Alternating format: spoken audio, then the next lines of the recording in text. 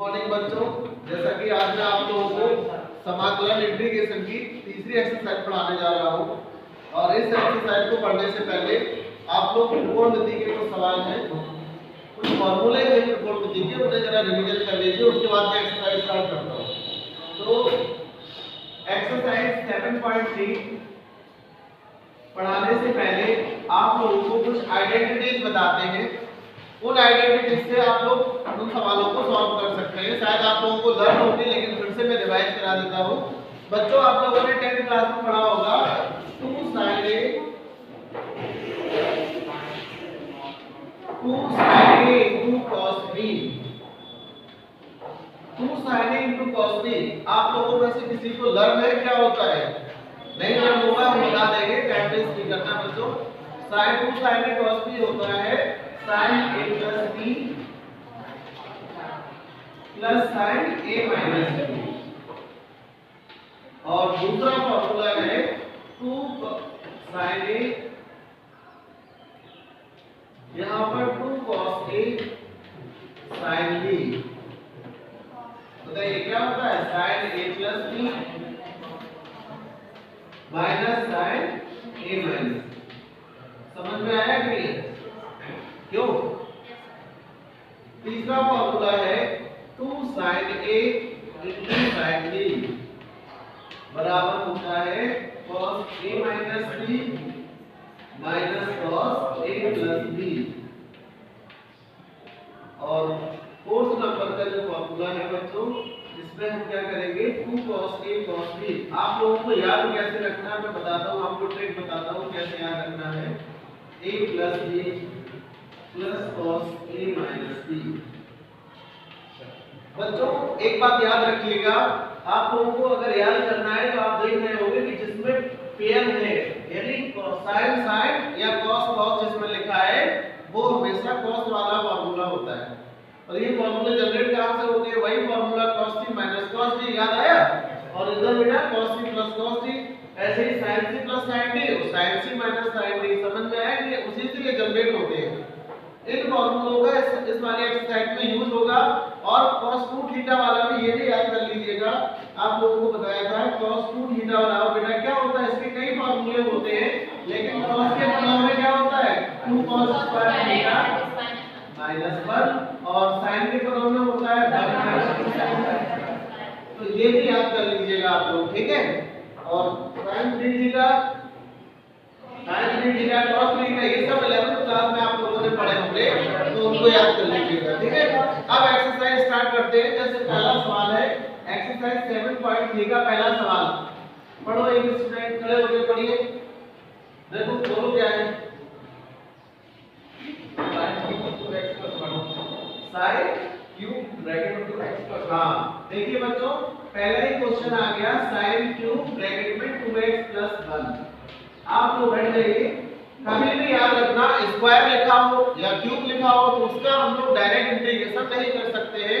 उसके लिए हम इसको फॉर्मूले में ब्रेक करेंगे। तो पावर कितनी है? 3। तो इससे ये पता चलता है कि इसको हमें sin 3 थीटा वाले फॉर्मूले से ब्रेक करना पड़ेगा। और sin 3 थीटा का फॉर्मूला क्या होता है बच्चों? आप लोगों को पता होगा sin 3 थीटा बराबर होता है, क्या होता है? 3 sin theta minus 4 sin cube theta. ठीक है? इससे हम sin क्यूब थीटा की वैल्यू निकालना चाहेंगे तो 4 sin क्यूब थीटा बराबर हो जाएगा 3 sin थीटा माइनस का sin 3 theta. 4 sin cube theta बराबर क्या हो गया? 3 sin theta minus sin 3 theta. और तो sin क्यूब थीटा बराबर क्या आ जाएगा? 3 sin theta minus sin 3 theta upon 4। तो बच्चों समझ में आ गया? तो इसको हम चेंज कर लेंगे sin 3 थीटा में, तो उसको हम क्या लिख सकते हैं बताइए?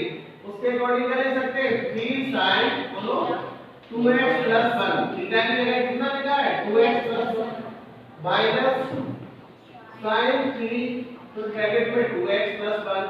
और जो अपॉन में 4 लिखा था उसको हमने बाहर लिख दिया। इधर इंटीग्रेशन के बाद क्योंकि वो अचर पद है, वो कांस्टेंट वैल्यू को हम चाहे अवकलन करते हैं चाहे समाकलन करते हैं, उसको आगे रख देते हैं। इतनी बात समझ में आ गई? अब बच्चों देखेंगे कि इसका फॉर्मूला कौन सा बन रहा है। तो आप देख रहे होंगे स्क्वायर है किसी में ना क्यूब है, तो आप लोगों को sin थीटा का इंटीग्रेशन पता है क्या होता है, minus cos theta. sin theta का समाकलन क्या होता है, माइनस cos थीटा। तो इसका हम डायरेक्ट इंटीग्रेशन करेंगे तो 1/4 को बाहर रखिए बच्चों, इसमें हो जाएगा 3 का माइनस 3 cos 2x प्लस 1। समझ में आया नहीं है, साइन का माइनस कर दिया। और हमने आपको बताया था कि जब समाकलन हम लोग करते हैं तो x के साथ जो कोएफिशिएंट होता है उसका डिवाइड कर देते हैं। तो x के साथ कोएफिशिएंट कितना है 2, तो अपॉन में कितना आ जाएगा बच्चों 2। इतनी बात समझ में आ गई। अब इसमें देखिए माइनस लगा था, साइन में भी माइनस होता है जब फॉर्मूला का समाकलन करते हैं, तो माइनस माइनस क्या हो जाएगा प्लस, तो cos 3 ब्रैकेट में 2x प्लस 1। अब आप लोग इतना बताइए बटे में 2 होगा कि 6 होगा, 6। क्यों 6 होगा बेटा, क्योंकि 3 जा 6, तो x का जो कोएफिशिएंट है वो हो जाएगा 6, तो अपॉन में हो जाएगा 6 और प्लस का क्या लिख देंगे इसकी। इतनी बात समझ में आ गई आप लोगों को। तो कभी भी क्यूब वाला स्क्वायर वाला sin स्क्वायर हो चाहे cos स्क्वायर लिखा हो या tan स्क्वायर लिखा हो, आप लोग हमेशा याद रखना इनके डायरेक्ट इंटीग्रेशन नहीं होता है। समझ में आया, तो आप इसको नोट कर सकते हैं। तो मैं नेक्स्ट क्वेश्चन बताऊं या इसका स्क्रीनशॉट ले लीजिएगा, ठीक है। अगला क्वेश्चन बताएं,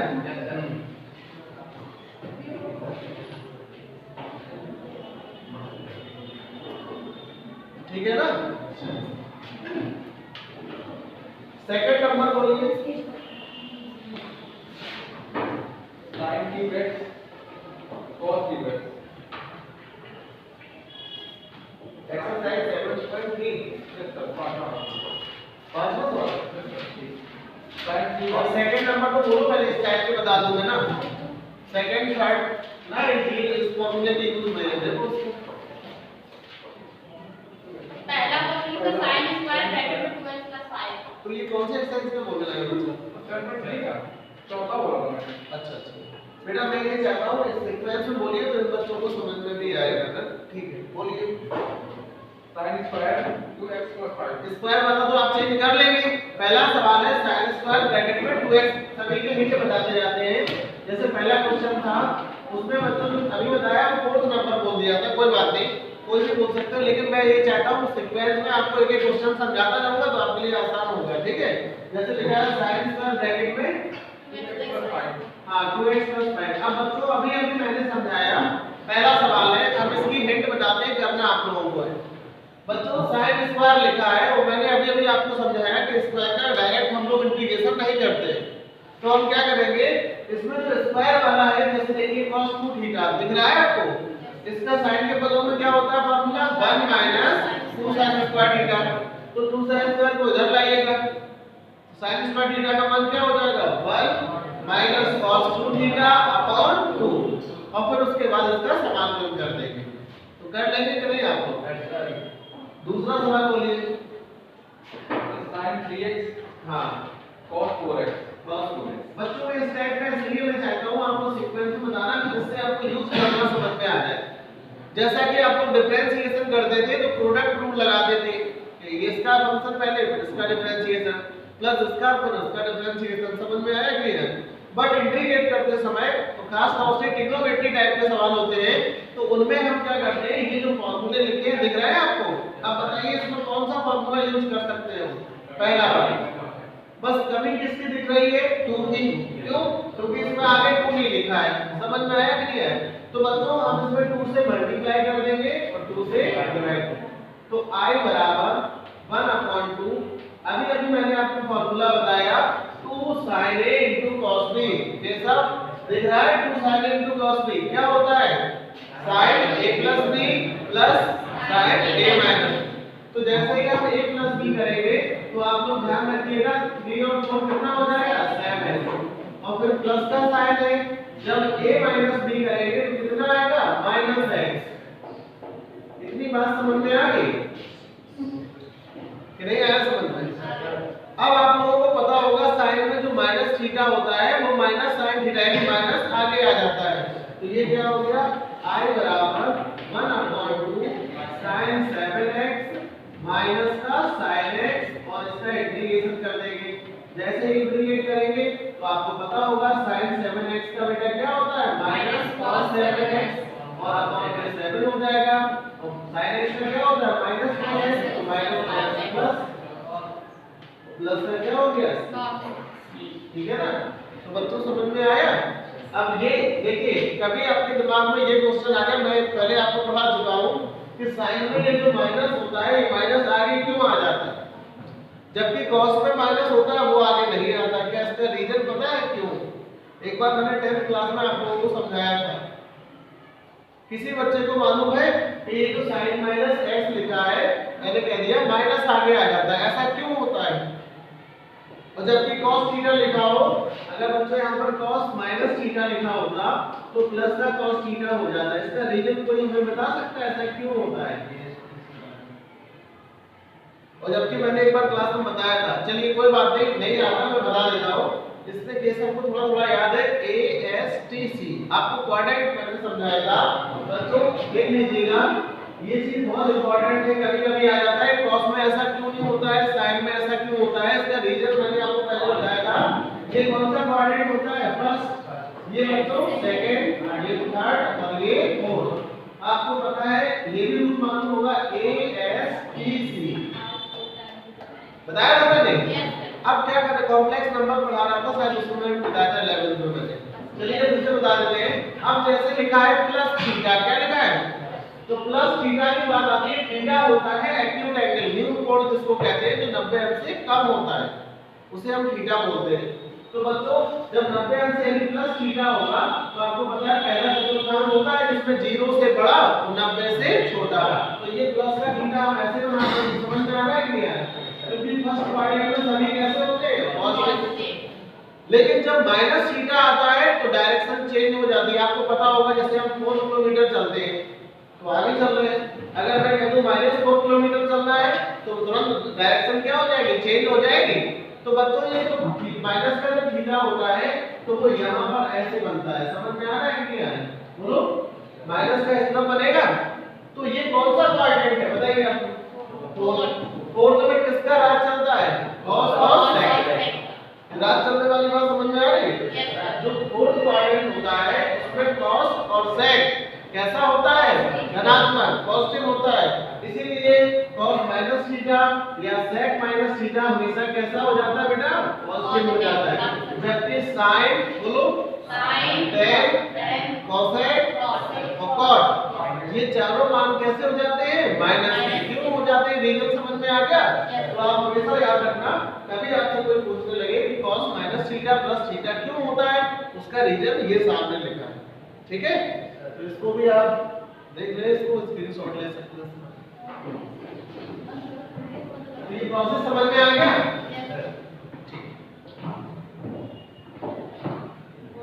इसके बाद थर्ड नंबर, एक मिनट में ये फॉर्मूले भी रख कर देता हूं जिससे और जल्दी जल्दी क्वेश्चन सॉल्व हो जाए बेटा।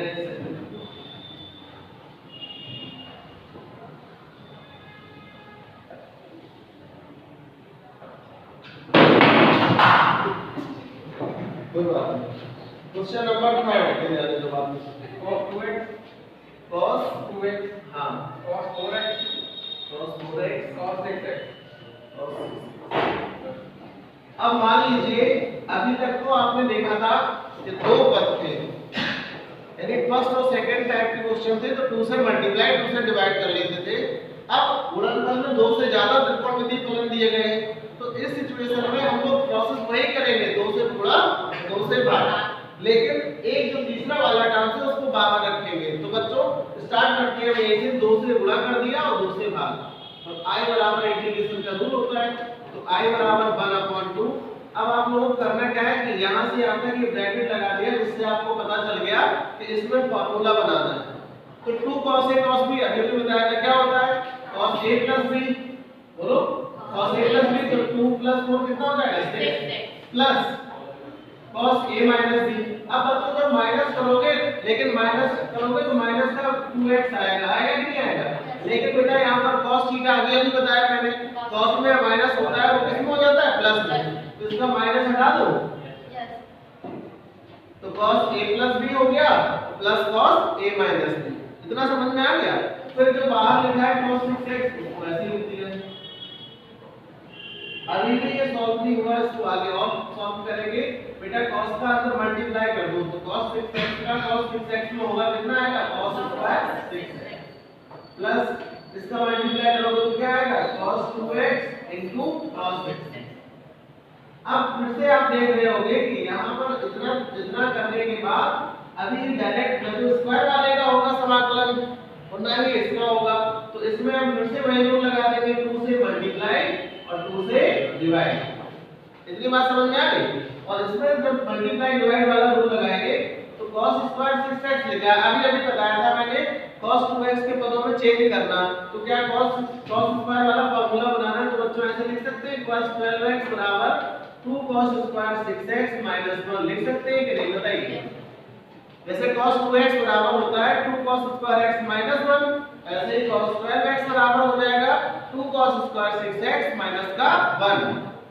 अब इससे cos स्क्वायर 6x की वैल्यू क्या आएगी बोलो 1 इधर आएगा 2 का डिवाइड हो जाएगा तो कितनी वैल्यू आएगी,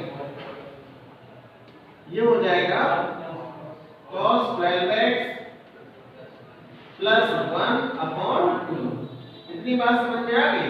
प्लस 1/2 बेटा ये टर्म्स फिर से फॉर्मूला बन रहा है 2 cos a 2 cos b का, तो 2 cos a cos b क्या बताया हमने cos a plus b बोलो, तो 6 और 2 कितना हो जाएगा तो 8x हो जाएगा plus cos a minus b cos b। ठीक है, कोई समस्या तो नहीं है। अब समाकलन करना बहुत आसान हो गया। कैसे आप देख रहे होंगे किसी में स्क्वायर नहीं है, कोई इंटू में नहीं है, सभी पद अलग अलग हैं। अब समाकलन करते समय ये सावधानी बरतना है कि जो इंटीग्रेशन के बाहर 1/2 लिखा है उसको तो 1/2 लिखना है, फिर जो अंदर वाले टर्म्स है उनका समाकलन बहुत सही से करना है। बच्चों जैसे लिखे आए ये क्या लिखा है 1/2, तो 1/2 इसका बाहर कर लिया। अब अंदर देखो क्या बचेगा इसमें cos 12x, cos x का समाकलन होता है sin x, क्या होता है तो cos 12x का क्या हो जाएगा sin 12x, जो इनटू में है वो किसमें होता है अपॉन में, वैल्यू अपॉन में आ गया। फिर प्लस का 1 तो बनकर क्या होता है x, तो यहां पर x लिख दिया हमने। इतनी बात समझ में आ गई। इसके बाद दूसरा पद है 1/2 लिखा है तो इसमें भी 1/2 लिख दिया, अब फिर ब्रैकेट लगा दिया।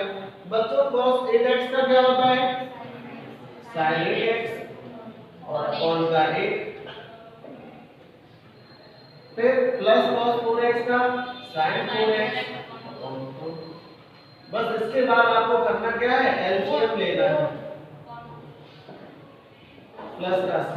तो बच्चों क्या आप लोग इसको कॉमन लेके एलसीएम ले लोगे, इस तरह से हमें ये एक्सरसाइज सॉल्व करना है। तो आप सभी लोग कल 7.3 एक्सरसाइज के सवाल लगाकर आना, जो भी ना आए समझ लो मुझसे पूछना, ठीक है।